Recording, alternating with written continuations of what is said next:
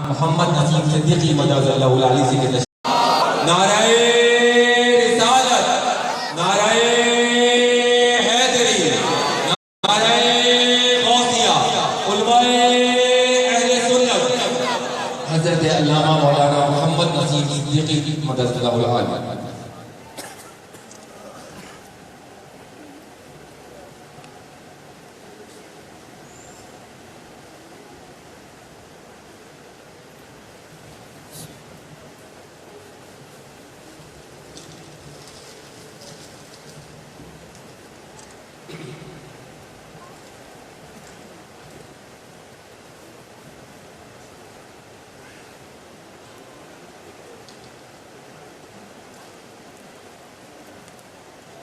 اللہ رب سیدنا محمد صلی اللہ علیہ وسلم نحن عباد سیدنا محمد صلی اللہ علیہ وسلم.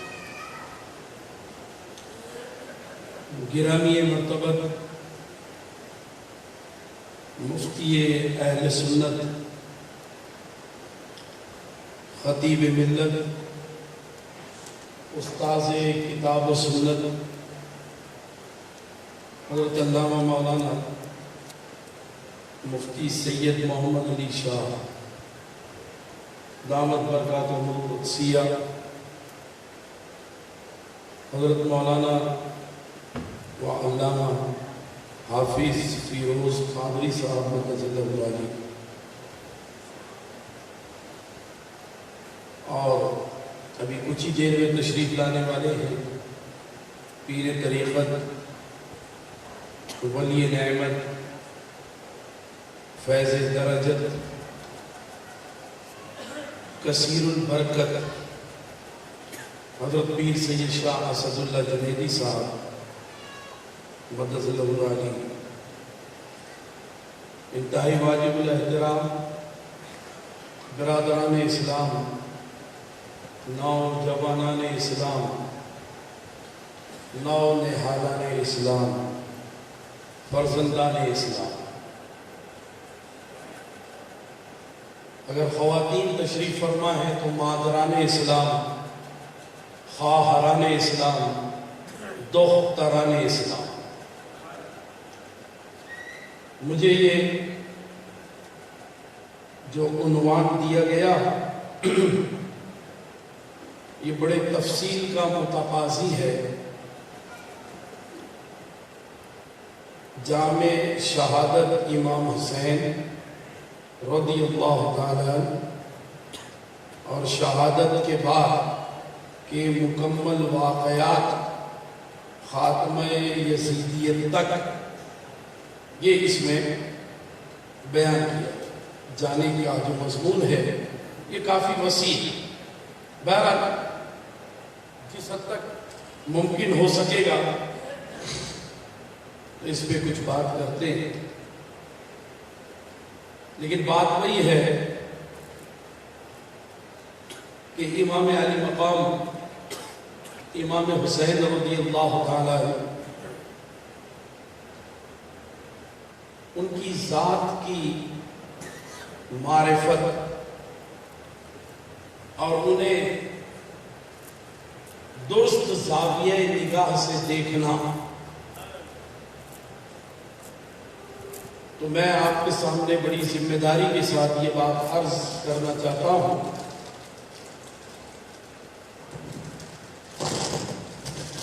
کہ 60 ہجری کی دہائی میں، اس زمانے میں روئے زمین پر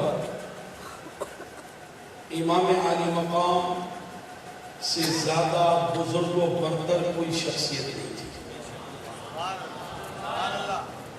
پورے دنیا اسلام میں، اور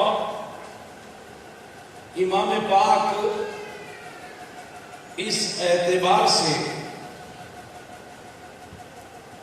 کہ آپ اپنے جد بزرگوار آقائے دو جہاں صلی اللہ تعالی علیہ وآلہ وسلم کے تمام علوم کے اور ان کے تمام کمالات کے اور تمام حسی پہلوؤں اور معجزاتی پہلوؤں کے وارث اور امین تھے، اور کم و بیش 1,24,000 انبیاء و مرسلین علیہ السلام اجمعین، ان سب کے علوم نبوت کے وارث، کمالات نبوت کے وارث، معجزات نبوت کے وارث اور ان کی تعلیمات کے وارث تھے۔ تو گویا اس وقت امام پاک کی ذات میں صرف کردار حسینی ہی نہیں، کردار مصطفی بھی تھا، اور کردار خلیل اور کردار موسوی بھی تھا، کردار ادریس اور کردار نوح وہ بھی آپ کی ذات میں اس وقت موجود تھا۔ امام پاک کی ذات اس وقت اور اس زمانے کے اخلاقی اقدار کی تمام ویلیوز کے آپ امین تھے، اس کے رکھوالے تھے۔ جو اخلاقی قدریں ہوتی ہیں، جو زمانے میں ایک اچھی معاشرت کے لیے اور ایک اچھی ملت کو تشکیل دینے کے لیے، تو وہ تمام چیزیں آپ کی ذات سے وابستہ تھی، اور سب آپ ہی کی جانب دیکھتے تھے۔ آپ سب کے لیے مرکز نگاہ تھے، بچوں کے لیے مرکز نگاہ آپ ہی کی ذات تھی، مردوں کے لیے مرکز نگاہ آپ ہی کی ذات تھی، خواتین کے لیے مرکز نگاہ آپ ہی کی ذات تھی، سب آپ ہی کی جانب دیکھتے تھے، کیونکہ آپ ہر اعتبار سے شریعت کے، طریقت کے، حقیقت کے، معرفت کے جامع تھے، جامع الصفات تھے۔ یہ آپ کی ذات سے متعلق یہ بڑے اجمال میں نے چند باتیں کی ہیں۔ اس اجمال کی تفصیل میں جائیں تو اذان فجر تو ہو سکتی ہے، تو لہذا اس تفصیل میں ہم نہیں جا رہے، تو اسی لیے میں نے یہ چند ضروری باتیں آپ کے سامنے رکھی، تاکہ پہلے ہم جو ہمارا موضوع ہے ہم اس کے ساتھ اپنی عقیدت، اپنی نسبت، انہیں ہم کس زاویہ نگاہ سے دیکھیں، یہ سب کچھ طے تو کر لیں، تو پھر اس کے بعد ہم آگے کے سارے معاملات کو سمجھ سکیں۔ امام پاک، امام علی مقام حضرت حسین ابن علی رضی اللہ تعالی عنہ، آپ کے لیے جو حضور علیہ السلام کو فرمایا وہ بھی آپ کے علم میں ہے۔ صحابہ اکرام کہتے تھے کہ حسین منی، تو ہم سمجھتے تھے کہ حسین مجھ سے ہیں۔ یہ بات تو بہت آسان تھی، سمجھ میں آ جاتی ہے۔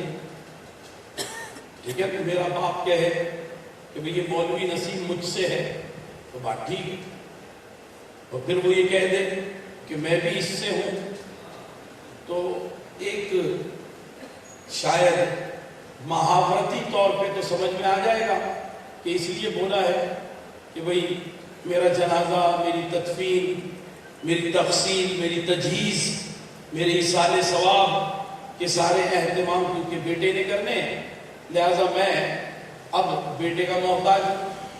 جب بیٹے کی تربیت ہو رہی تھی تو بیٹا میرا محتاج تھا، تو یہاں وہ بات نہیں ہے۔ حسین منی، حسین مجھ سے ہے، اور حضور علیہ السلام نے فرمایا وَأَنَا مِنْ حُسَيْن، اور میں حسین سے ہوں۔ چند اصحاب جو واقع کربلا کے بعد حیات رہے تو انہوں نے کہا کہ جب دین مصطفیٰ یزید کے بگاڑے ہوئے حلال اور حرام خود ساختہ بنائے ہوئے نظام سے ٹکرایا تو دین مصطفیٰ کے نظام نے جب یزید کے نظام کو پاش کیا تو پھر سمجھ میں آ گیا کہ وَأَنَا مِنْ حُسَيْن کا مطلب کیا ہے، کہ میں بھی حسین سے ہوں۔ یعنی حضور علیہ السلام نے یہ فرمایا تھا کہ میرا دین میری وجہ سے ہے تو میری پہچان اور میرے دین کی پہچان بھی حسین سے ہوگی۔ یہ ہے بات اور یہ حقیقت۔ حضور علیہ السلام نے کئی باتیں ارشاد فرمائی تھی۔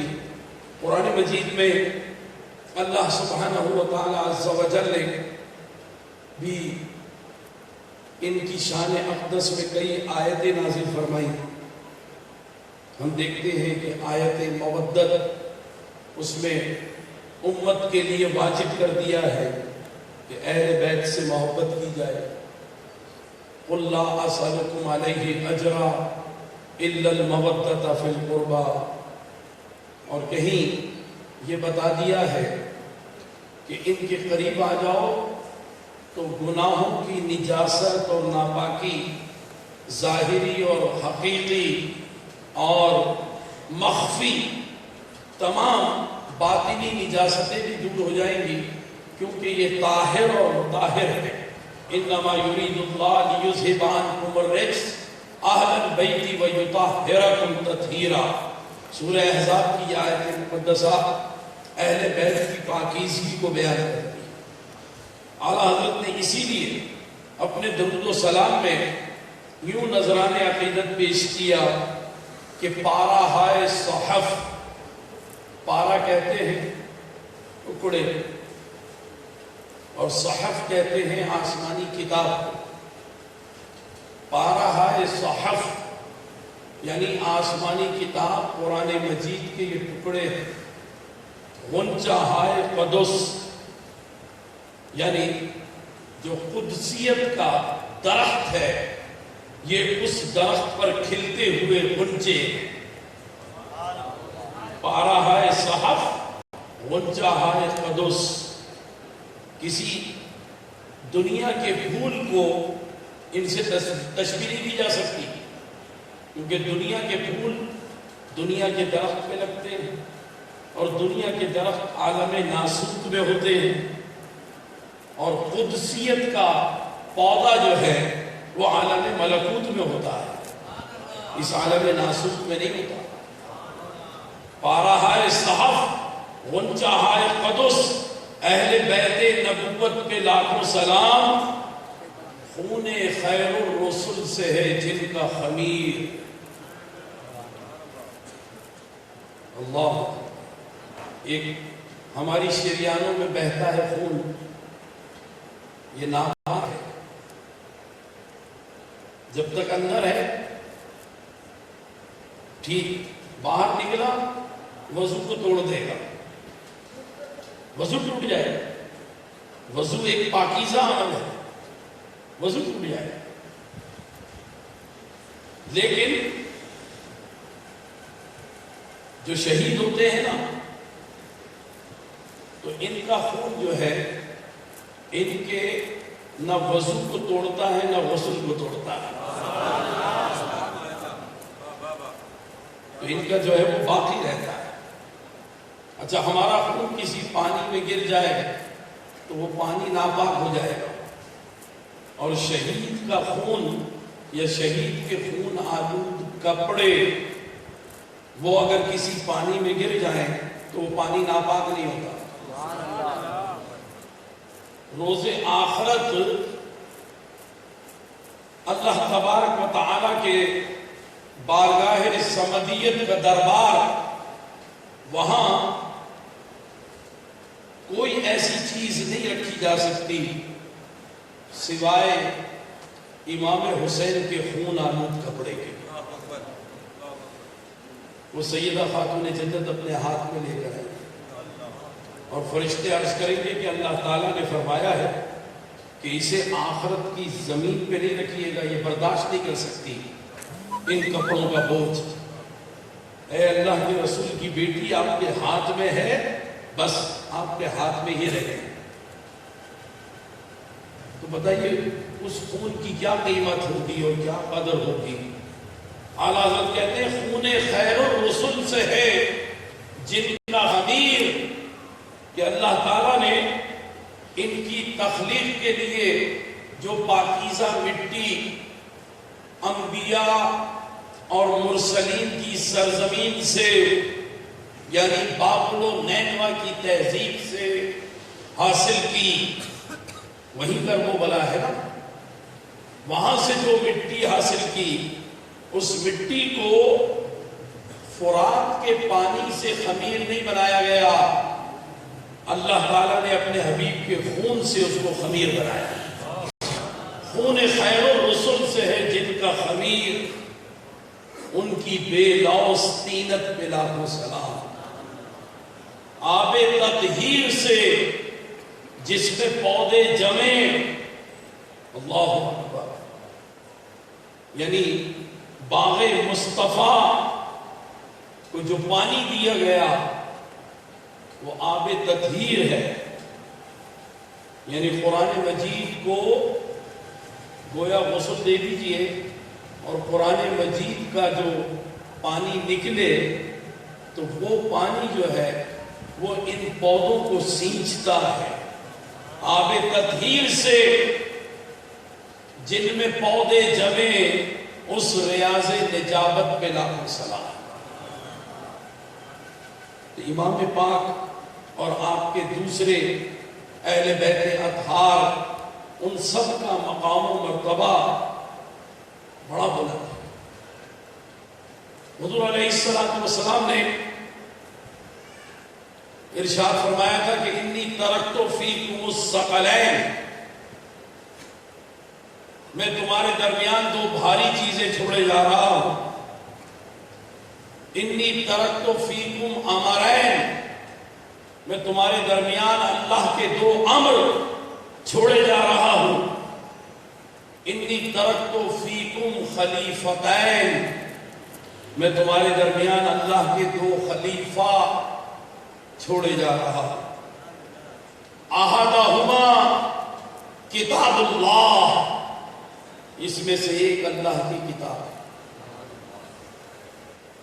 دوسرے کے لیے فرمایا وَإِتْرَتِي، دوسرے میرے اہل بیت،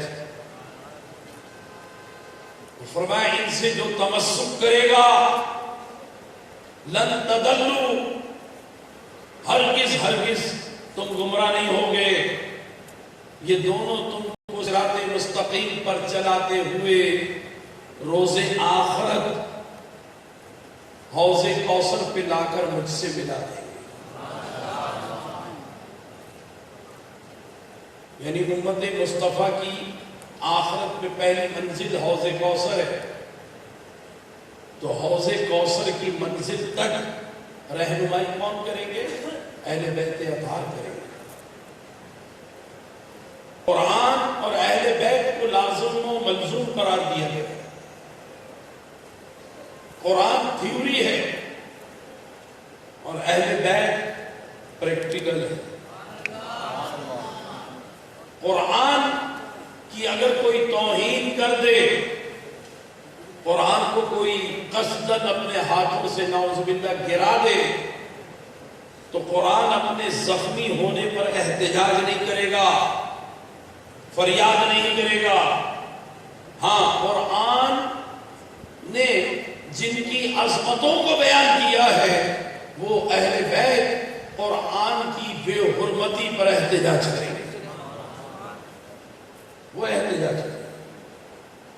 اس اعتبار سے یہ یاد رکھیے کہ قرآن مجید کے اندر جو حلال ہے اگر اس کو کوئی حرام کر دے، اور جو قرآن مجید میں حرام ہے اس کو کوئی حلال کر دے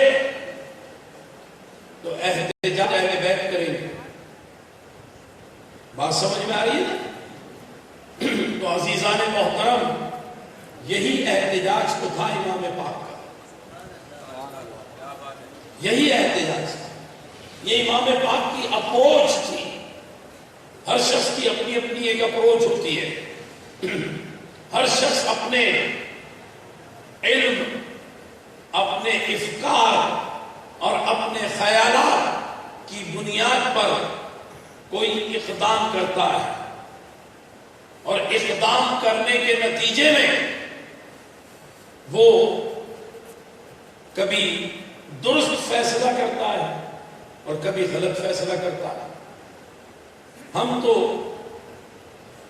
اتنے کمزور ہیں نا فیصلہ کرنے کے معاملے میں کہ اگر خواتین گھر کی شام کے وقت میں اپنے دفتر سے واپس آنے کے بعد ہم کو اگر وہ کوئی خبر دے دیں تو اس خبر کے نتیجے میں ہم پڑوسی سے ریش ہو کر کے لڑ پڑتے، تحقیق کے بغیر ہی لڑ پڑتے. یہ ہماری اپروچ ہے کہ گھر کی عورت اگر کسی سے لڑا دے تو ہم لڑ پڑے. آپ کو پتہ نا بچے کو بہت مارا، پڑوسی نے بڑا ڈانٹا تھا، آپ جا کے ذرا اس کی خبر تو لے. تو ذرا سی دیر میں ہی ہماری آستینوں کے بٹن کھلتے ہیں اور اوپر چلے جاتے ہیں اور جا کر کے مغلظات پکنے لگیں گے ہم. تو ہماری اپروچ بڑی غلط ہے. امام علی مقام امام حسین رضی اللہ تعالیٰ عنہ، ان کی جو اپروچ ہے وہ پیارے آقا علیہ السلام کے بتائے ہوئے اور سکھائے ہوئے طریقے کے مطابق ہے. وہ ہر چیز کو جانتے ہیں کہ دین کے معاملات کیا ہیں. اسی لیے جب یہ بات ہوئی تھی کہ حضور علیہ السلام نے فرمایا کہ میرا بیٹا حسن مجتبیٰ جو ہے یہ سردار ہے اور اس کے ذریعے امت کے 2 گروہوں میں فیصلہ ہوگا. آپ جانتے ہیں کہ 40 ہجری تک سلطنت اسلامیہ 2 حصوں میں بٹ گئی تھی.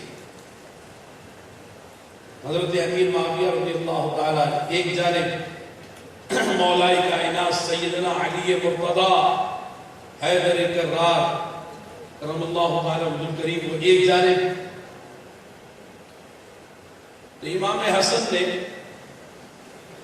حضرت امیر معاویہ کو بلوایا. 10 ربیع الاول 40 ہجری میں بلوایا کوفہ. وہ آ گئے، ایک خطبہ ارشاد فرمایا کہ میں یہ سلطنت جو ہے اس سے دستبردار ہوگا اور آپ مکمل اسلامی سلطنت کے فرما روا ہو جائیں. اور میں اس لیے بھی یہ سلطنت اب قبول نہیں کرنا چاہتا کہ میرے نانا جان نے فرمایا تھا کہ خلافت علی منہاج النبوت جو ہے وہ میرے بعد 30 برس تک رہے گی. تو حضور علیہ السلام نے 11 ہجری میں پردہ فرمایا، اس پہ 30 سال جمع کر لیجئے تو یہ 40 ہجری آ گئے. چنانچہ 40 ہجری پورا ہوتے ہی آپ نے امام حسن مجتبیٰ رضی اللہ تعالی دستبردار ہو گئے. پھر آمریت، ملوکیت اور شہنشاہیت، خلافت علی منہاج النبوت کا زمانہ ختم ہو گیا.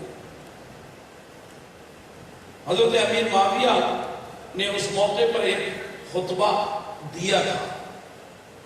انہوں نے کہا تھا میں وعدہ کرتا ہوں کہ اگر میرے قوا اس محلال کا شکار ہو گئے تو میں اقتدار سے اپنے آپ کو الگ کر لوں گا، اور اقتدار جو ہے میں واپس لوٹا دوں گا، اور اگر میں مر گیا تب بھی اقتدار انہی کو لوٹاؤں گا، اور اگر حسن مجتبی نہ رہے تو ان کے بھائی حسین ابن علی کو اقتدار لوٹاؤں گا۔ یہ انہوں نے وعدہ کیا۔ پھر اس کے بعد یہ ہوا کہ وہ سلطنت کو چلاتے رہے۔ ان کے ایک تایازاد بھائی تھے مروان بن حکم، وہ بڑے سازشی ذہن رکھنے والے اور بہت چالاک فرد تھے۔ تو انہوں نے یزید کو کہا کہ دیکھ بھائی تیرا باپ جو ہے وہ اقتدار کو واپس کر دے گا، تو تیرے راستے کا پہلا پتھر جو ہے وہ تو حسن ہے، ان کو ہٹاؤ۔ امام حسن کو زہر دے دیا گیا، ان کی شہادت عمل میں آ گئی۔ پھر اس کے بعد یہ کافی ضعیف ہو گئے حضرت امیر معاویہ، تو یہ جامع مسجد اموی دمشق میں جب جمعے کی نماز کے لیے آتے تھے تو یہ کرسی پر آتے تھے، اور کرسی رکھی جاتی تھی مؤذن کے برابر میں۔ تو ایک جمعے کے موقع پر یہ ہوا کہ وہاں جب کرسی رکھی گئی اور نماز اختتام تک پہنچی تو کچھ شور و غل ہوا۔ یہ اونچا بھی سنتے تھے، نظر بھی صاف نہیں آتا تھا، بہت ضعیف ہو گئے تھے۔ تو انہوں نے پوچھا یہ کیسا شور ہو رہا ہے، یہ شور و غل کیا ہے؟ تو لوگوں نے کہا کچھ نہیں، چلے آپ بس آپ چلے اپنے گھر پہ چلے۔ تو یہ گھر پہ آ گئے، ان کو ان کی خوابگاہ میں لٹا دیا گیا۔ ایک ان کا بڑا وفادار تھا، اس سے انہوں نے پوچھا کہ یہ شور کیسا ہو رہا تھا؟ تو اس نے کہا کہ آپ نے کوفہ میں ایک خطبہ دیا تھا کہ جب میں بوڑھا ہو جاؤں گا میرے اعضاء اس قابل نہیں رہیں گے کہ میں سلطنت اسلامیہ کو چلا سکوں، تو میں اقتدار سے الگ ہو جاؤں گا۔ کہا میں نے کہا تھا؟ تو کہنے لگے پیچھے وہ صحابی رسول تھے حضرت حجر بن عدی رضی اللہ تعالی عنہ، تو وہ آپ سے یہی مطالبہ کر رہے تھے کہ اے معاویہ تم کو اپنا وعدہ یاد نہیں ہے؟ تم اب اس قابل نہیں ہو کہ حکومت چلا سکو، لہذا فوری طور پہ اقتدار سے الگ ہو جاؤ۔ تو کہنے لگے ہاں یہ بات تو بالکل ٹھیک ہے۔ پھر پوچھا وہ ہجر کہاں ہے؟ کہنے لگے اسی وقت ان کو وہاں شہید کر دیا گیا مسجد کے دروازے پہ۔ یہ حضرت حجر بن عدی رضی اللہ تعالی عنہ بڑے جلیل القدر صحابی ہے، مولا کائنات سیدنا علی مرتضی حیدر کرار کرم اللہ تعالی وجہ کریم کے ساتھ رہے ہیں، اور میرا خیال ہے جو سوشل میڈیا پر اپنا وقت زیادہ لگاتے ہیں ان کے لیے یہ نام نیا نہیں ہونا چاہیے، کیونکہ ابھی 3 سال پہلے حضرت حجر بن عدی کا چرچا پوری دنیا میں ہوا تھا، پوری دنیا میں ہوا تھا۔ آپ کو یاد آ جانا چاہیے، کیونکہ ان کی وہیں دمشق میں ان کا مزار ابھی 3 سال پہلے ہی داعش نے قبر کھود کر انہیں قبر سے باہر نکالا تھا، اور صحیح سلامت ان کی لاشیں مبارک نکلی تھی، اور داعش نے ان کے سر پہ، ان کے سینے پر اور ان کے پیٹ پر کئی گولیاں ماری تھی باقاعدہ ریوالور سے. تو گولیاں مارنے کے نتیجے میں کیا ہونا چاہیے؟ جسم میں سوراخ ہو جانے چاہیے. 1400 سال سے ایک لاش ہے دبی ہوئی، ذرا غور تو کریں نا. تو گوشت پوش تو ہونا ہی نہیں چاہیے، گل سڑ جائے، لیکن نہیں، سلامت رہے. حضرت حجر بن عدی رضی اللہ تعالیٰ عنہ، انہیں وہی جامعہ اموی دمشق کے دروازے پر شہید کیا گیا تھا. ماشاءاللہ، نعرہ تکبیر، نعرہ رسالت. حضرت پیر طریقت فیض درجت ماشاءاللہ تشریف لائے. بزرگوں کی زیارت کرنا جو ہے وہ عبادت. تو میں عرض کر رہا تھا کہ وہ حضرت حجر بن عدی رضی اللہ تعالیٰ عنہ، انہیں ابھی 3 سال قبل داعش نے قبر سے نکال کر گولیاں ماری. جہاں جہاں گولیاں ماری خون کا فوارہ جاری ہو گیا. غور فرمائیں، اتنے عرصے کے بعد. اور خارجیوں کے معاملات کیا رہے کہ آج تک وہ دشمنی چل رہی ہے. آج تک وہ دشمنی چل رہی ہے، کیونکہ انہوں نے ہی آواز دی تھی، انہوں نے ہی کہا تھا معاویہ اپنا وعدہ یاد کرو جو تم نے کوفہ میں امام حسن کے خطبے کے بعد خطبہ دیا تھا کہ جب میرے اعضاء کمزور ہو جائیں گے، جب میرے قوا مزمحل ہو جائیں گے تو میں سلطنت واپس کر دوں گا، اہل بیت کو واپس کروں گا. تو جس نے یہ وعدہ یاد دلایا، مروان بن حکم نے اور یزید نے، وہ حضرت حجر بن عدی رضی اللہ تعالیٰ انہیں مسجد سے جمعے کی نماز کے بعد باہر جانے نہیں دیا، وہیں پر شہید کر دیا، وہیں پر شہید. تو وہ جو وفادار تھا اس سے حضرت امیر معاویہ نے پوچھا کہ اچھا حجر بن عدی نے یہ شور کیا تھا؟ ہاں. کہا کہ ٹھیک ہے، قاصد تیار کرو فوراً. اور قاصد تیار کر کے مدینہ بھیج دو اور حسین ابن علی کو بلوا دو تاکہ میں ان کی امانت ان کے سپرد کر دوں. یہ بات خوابگاہ میں ہو رہی ہے اور جو خادم خاص ہے اس سے ہو رہی ہے، اور دروازے سے لگے ہوئے اردو میں ایک محاورہ بولا جاتا ہے کن سوئیاں لینا، یعنی چھپ کر کسی کی بات سننا. تو یہ دونوں دروازے کے ساتھ لگے ہوئے مروان بن حکم اور یزید یہ اپنے باپ کی بات سن رہے ہیں. اب قاصد وہ خادم جیسے باہر نکلا قاصد کا انتظام کرنے کے لیے، تو حضرت امیر معاویہ کی خوابگاہ کے باہر ہی ان کے خادم کو قتل کر دیا، وہی قتل کر دیا. مروان نے سر کے بالوں سے پکڑا اور یزید نے گردن پہ تلوار چلا دی، وہی ان کو شہید کر دیا. کون لے کے جائے گا، کون پیغام پہنچائے گا امام علی مقام تک؟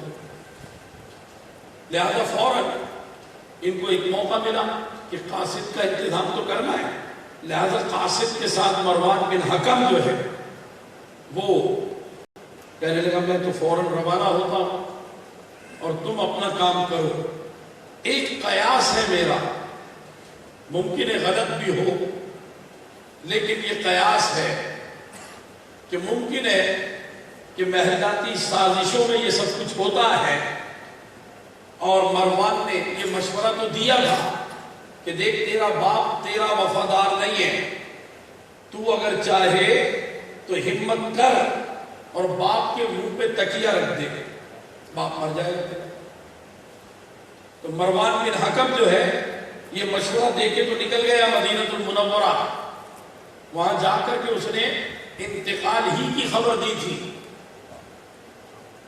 گورنر مدینہ کو لے کر کے پہنچے قاصد بھی، مروان بن حکم اور گورنر مدینہ. امام پاک سے یہ بات کہی کہ امیر معاویہ انتقال کر گئے اور انہوں نے ولی عہد بنا دیا، لہذا یزید کی بیعت کرنی ہے آپ نے. انہوں نے کہا یزید کی بیعت تو میں نہیں کروں گا کیونکہ وہ فاسق و فاجر اور معلن ہے، یعنی علن اعلان وہ فسق و فجور کرتا ہے، مجھے اس کے بارے میں معلوم. تو مروان بن حکم نے کہا کہ اگر آپ بیعت نہیں کریں گے تو پھر کل اہل مدینہ کی گردنوں پر تلواریں چمکیں گی. یہ بات کہہ دی اور اس کے بعد امام پاک نے فوراً مشورہ کیا اپنے بھائیوں سے اور پھر جنت البقیع تشریف لے گئے. والدہ صاحبہ کی قبر سے لپٹ کر کچھ سرگوشیاں کی اور کچھ سرگوشیاں سنی، ہدایت بھی دی. جب نانا کے پاس آئے وہاں روضہ اقدس پر روتے ہوتے نیند کا غلبہ ہو گیا، غنودگی ہو گئی. حضور علیہ السلام قبر انور سے تشریف لائے، گلے سے لگایا اور فرمایا کہ بیٹا اہل مدینہ کی جانوں کا خوف ہے اور یہی تمہارا پہلا امتحان ہے. جو اللہ نے فرمایا نا بِشَيْءٍ مِّنَ الْخَوْفِ وَالْجُوعِ وَنَقْصٍ مِّنَ الْأَمْوَالِ وَالْأَنفُسِ وَالثَّمَرَاتِ. پہلا امتحان خوف، دوسرا امتحان بھوک اور پیاس، تیسرا امتحان اموال کا نقصان، چوتھا امتحان جان کا نقصان اور پانچواں نقصان اولاد کا نقصان. یہ قرآن مجید ہے. اور آپ یقین کیجئے کہ اس حوالے سے یعنی علم تفاسیر سے لے کر تاریخی کتب تک جائزہ لیا اور بہت سے لوگوں سے رہنمائی لی، اپنے اساتذہ سے بھی پوچھا کہ کوئی دنیا کا ایسا شہید جو بیک وقت یہ پانچوں امتحان میں مبتلا ہوا ہو، مجھے نام نہیں ملے. بہت سارے شہید ہیں. اگر ہم غور کریں شہدائے بدر سے لے لیں تو شہدائے بدر جو ہیں وہ بھوکے پیاسے شہید نہیں ہوئے. تو یعنی بھوک، خوف، پیاس یہ امتحان ان پر آیا ہی نہیں. غزوہ احد کے شہداء سید الشہداء کو لے لیں، حضرت حمزہ بن عبد المطلب رضی اللہ تعالی، تو وہ ایسے امتحان سے نہیں گزرے. شہدائے حنین کو لے لیں، شہدائے خیبر کو لے لیں، تو ایسے معاملات ان کے ساتھ نہیں ہیں. اور بعد کے زمانوں کے شہداء کو لے لیں، اس پاکستان کے بن جانے کے موقع پر تحریک پاکستان کے مہاجر شہداء کو لے لیں جو مشرقی پنجاب سے پاکستان آئے، جو یو پی سے ہجرت کر کے یہاں پہنچے. بے شک پوری ٹرینیں کٹ گئی، لیکن کیا آپ کہہ سکتے وہ زیادہ سے زیادہ خوف کے امتحان سے گزرے گئے. بس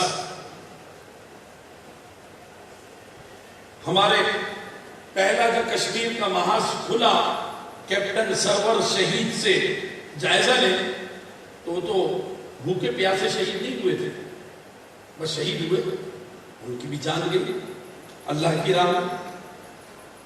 اس کے بعد 65 کی جنگ کو لے لیں، راجہ عزیز بھٹی کو لے لیں، میجر طفیل کو لے لیں، پھر 71 کے محاذ کو لے لیں، راشد منہاس کو لے لیں.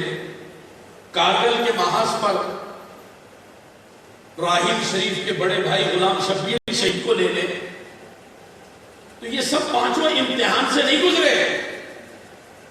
میں نے بہت مطالعہ کیا ہے اور بہت غور کیا ہے، تو یہ پانچوں امتحان میں نہ کوئی صحابی مبتلا ہوا، نہ ان پانچوں امتحان میں کوئی ولی کو دیکھا گیا، نہ ان پانچوں امتحان میں کوئی تابعی یا تبع تابعی نظر آیا، ان پانچوں امتحان میں کوئی عالم دین وہ بھی نظر نہیں آیا۔